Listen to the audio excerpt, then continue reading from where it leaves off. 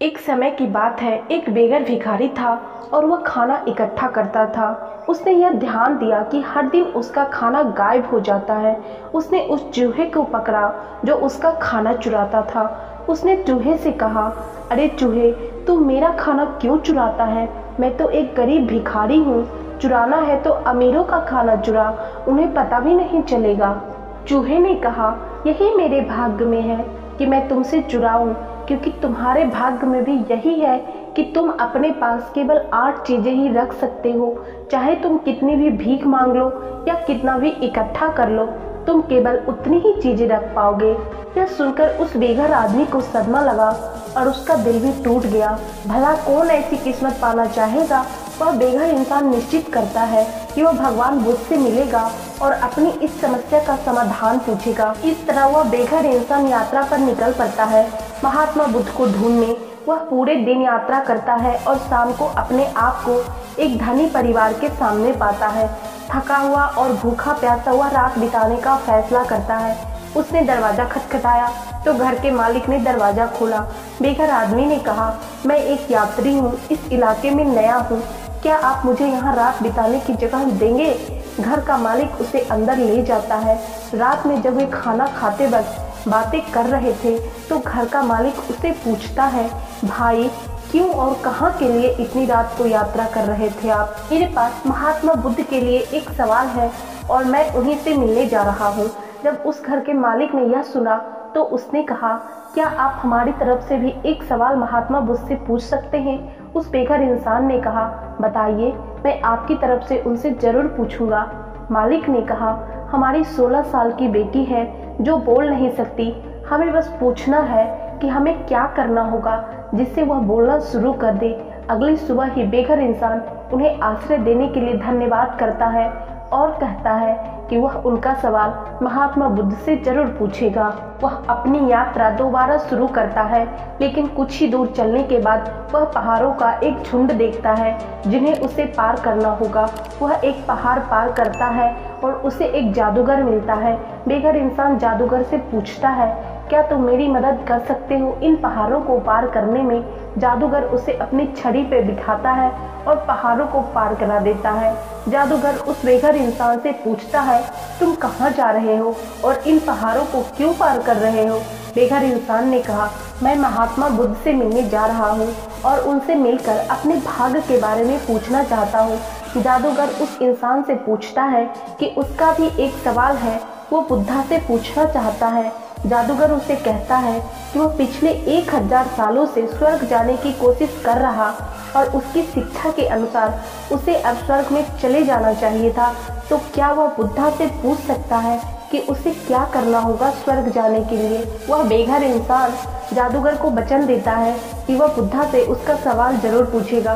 कुछ घंटे चलने के बाद उसे एक आखिरी रुकावट मिलती है, एक गहरी नदी जिसे वह पार नहीं कर सकता। लेकिन सौभाग्य से उसी नदी के किनारे एक बड़ा सा कछुआ मिलता है जो उसे नदी पार कराने का फैसला करता है। जब वे नदी पार कर रहे होते हैं तो कछुआ उसे पूछता है, तुम कहाँ जा रहे हो? बेघर इंसान ने कछुए से कहा, मैं महात्मा बुद्ध से मिलने जा रहा हूँ और मैं बुद्धा से अपने भाग्य के बारे में एक सवाल पूछने जा रहा हूँ। यह सुनकर कछुए ने कहा, क्या तुम मेरे लिए भी एक सवाल पूछोगे? मैं पिछले 50 सालों से एक ड्रैगन बनने की कोशिश कर रहा हूँ। मेरे शिक्षा के अनुसार मुझे अब तक ड्रैगन बन जाना चाहिए था। क्या तुम बुद्ध से पूछ सकते हो मुझे क्या करना होगा ड्रैगन बनने के लिए? वह इंसान नदी पार कराने के लिए कछुए से धन्यवाद करता है और उससे वादा करता है कि वह उसका सवाल महात्मा बुद्ध से जरूर पूछेगा। वह बेघर इंसान महात्मा बुद्ध को ढूंढने की यात्रा जारी रखता है और आखिरकार वह वहां पहुंच जाता है जहां बुद्ध रहते थे। वह भिखारी मठ के पास पहुंचता है और एक गहरी लंबी सांस लेकर सोचता है, आखिर आज मैं मिलूंगा महान बुद्धा से। वह उत्साहित और आनंद पूर्वक मठ के अंदर जाता है। वहां बुद्ध को प्रणाम करते हुए कहता है, मैं एक गरीब इंसान हूँ और दूर देश से आपसे कुछ सवाल पूछने आया हूँ। क्या मैं आपसे वे सवाल पूछ सकता हूँ? बुद्ध ने कहा, हाँ बिल्कुल पूछ सकते हो, लेकिन मैं सिर्फ 3 सवालों के जवाब दूंगा। वह इंसान हैरान हो गया क्योंकि उसके पास तो 4 सवाल थे। उसने बुद्ध से कहा, लेकिन मेरे पास तो 4 सवाल हैं। बुद्ध ने कुछ उत्तर नहीं दिया, वह बस ध्यान में बैठे रहे। तब उस बेघर इंसान ने बड़े ध्यान से सोचा। पहले वह उस कछुए के बारे में सोचता है। बेचारा कछुआ 50-100 सालों से उस गहरी नदी में ड्रैगन बनने की आस में है। कितनी मुश्किल होगी उसकी जिंदगी उस गहरी नदी में। फिर वह जादूगर के बारे में सोचता है जो हजारों सालों से जी रहा है स्वर्ग में जाने की कोशिश में। वह बेघर इंसान सोचता है कि 1000 साल तो बहुत लंबा समय होता, अब तो उस जादूगर को स्वर्ग जाना ही चाहिए। आखिर में वह उस लड़की के बारे में सोचता जो अपनी पूरी जिंदगी जीने वाली है बिना कुछ बोले। वह सोचता है बिना कुछ बोले कैसे वह लड़की अपनी पूरी जिंदगी जिएगी, यह तो क्रूरता है, पाप है। फिर वह अपनी तरफ देखता है और सोचता है मैं तो बस एक बेघर भिखारी हूँ, मैं वापस अपने शहर जाकर भीख मांगना जारी रख सकता हूँ, मुझे इसकी आदत है। मेरा तो कुछ नहीं बदलेगा, लेकिन उन लोगों का वह सब कुछ बदल सकता है यदि उन्हें उनके सवाल के जवाब मिल जाए तो। जब उसने दूसरों की समस्या की ओर देखना शुरू किया तो उसे खुद की तकलीफ कम दिखने लगी तथा उसने उसके 3 सवाल पूछने का निर्णय लिया। गरीब इंसान ने महात्मा बुद्ध से कछुए के बारे में पूछा। महात्मा बुद्ध ने कहा वह कछुआ अपना ढांचा छोड़ने को तैयार नहीं है। जब तक वह अपने ढांचे से बाहर नहीं आएगा वह कभी ड्रैगन नहीं बन सकता। फिर उस बेघर इंसान ने उस जादूगर के बारे में पूछा। वह जादूगर हमेशा अपनी छड़ी अपने पास रखता, कभी उसे नीचे नहीं रखता। उसकी छड़ी उसे स्वर्ग जाने से रोक रही है। अब बेघर इंसान ने उस लड़की के बारे में पूछा। महात्मा बुद्ध ने कहा वह लड़की जरूर बोल पाएगी जब वह अपने हमसफर से मिलेगी। अपने तीनों प्रश्न का उत्तर पाकर वह बेघर इंसान महान बुद्धा को प्रणाम करता है और खुशी खुशी वहां से चल देता है। रास्ते में वह उस कछुए से मिलता है। उसने कछुए से कहा तुम्हें बस अपना ढांचा निकालना पड़ेगा और तुम ड्रैगन बन जाओगे। वह कछुआ अपना ढांचा निकालता है और उस ढांचे के अंदर बेशकीमती मोती थी जो गहरे समुंदर में मिलते हैं और वह उस बेघर इंसान को दे देता है।